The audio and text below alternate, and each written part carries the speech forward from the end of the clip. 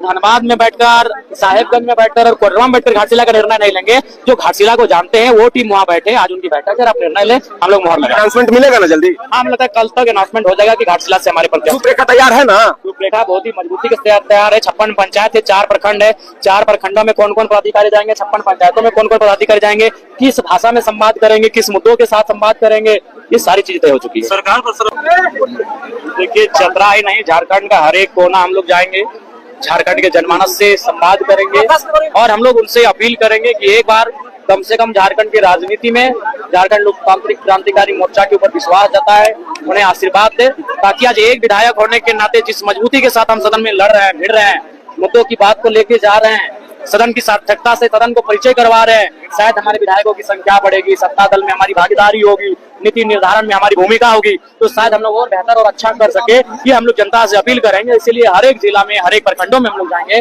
और कार्यक्रमों के माध्यम से, आंदोलनों के माध्यम से रूपरेखा तैयार करते हुए जनमानस के साथ एक समन्वय स्थापित करेंगे।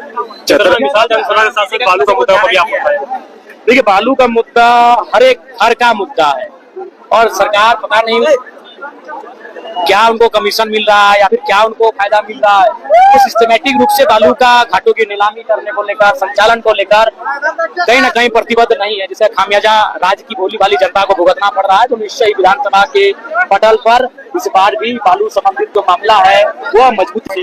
1975 में, 1950 में भी शेड्यूल कास्ट में था, 2000 में भी शेड्यूल कास्ट में था, आज वो शेड्यूल ट्राइब हो गया। तो उनसे आप ये सवाल करिए कि जो लोग 75 सालों में शेड्यूल कास्ट है वो शेड्यूल ट्राइब हो गए, और हम तो आजादी से पहले कभी हम एबोरिजिनल ट्राइब थे, कभी हम लोग प्रिमिटिव ट्राइब थे, कभी एनिमिस्ट के नाम से जाने जाते थे। 1950 में सितंबर के महीने में जब शेड्यूल ट्राइब की लिस्ट इस देश में नोटिफिकेशन के तौर पे आई, तो बस हमें वहां से बाहर रखा।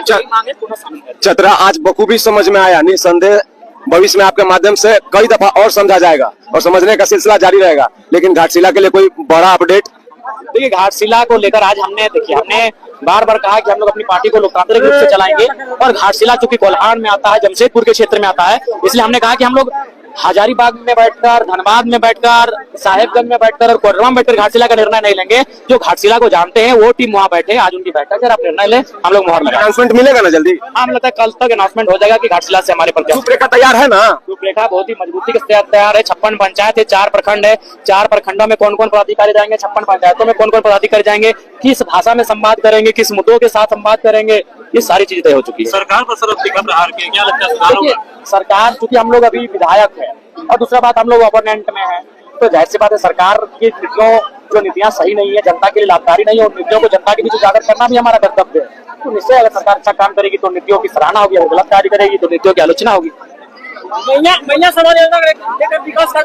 आप तो देख ही रहे कि कितना रुका है, स्कॉलरशिप नहीं मिल रहा है, आपका वृद्धा पेंशन नहीं मिल रहा है, विकलांग पेंशन नहीं मिल रहा है, सहिया लोग को, सेविका लोग को, सहायिका लोग को भुगतान नहीं हो पा रहा है, तो कितना रुका है मेरे प्यारे साथियों, ये बताने की आवश्यकता नहीं है, आप भली भांति जान रहे हैं। निकाला जा रहा, फिर पोस्टपोन कर दे रहा है, क्योंकि राज्य सरकार के पास खजाना नहीं है। अगर वो बहाली ले भी आती है तो फिर उनको वैकेंसी लेने के बाद उनको सैलरी कैसे देगी? राज्य सरकार अपने खजाने को कहीं ना कहीं अपने निजी फायदे में इस्तेमाल कर रही है, अपने वोट बैंक के लिए इस्तेमाल कर रही है, जो इस राज्य के लिए आने वाले दिनों में चिंता का विषय होगा। देखिए, कई नेताओं के प्रयास के बाद मैंने अंतिम बहस किया, कह सकते हैं, विस्थापन आयोग पर, और विस्थापन आयोग की मंजूरी मिल चुकी है। अब देखना है कि कितने जल्द विस्थापन आयोग के अध्यक्ष और समिति का निर्माण होता है, उसके अनुसार कितना जल्दी कैसा काम होता है, ये देखने की बात होगी। लेकिन फिलहाल विस्थापितों के लिए मैं हमेशा मुखर रहा हूँ और मेरी मुखरता को मुहर भी लगी है, विस्थापन आयोग को मंजूरी मिली है।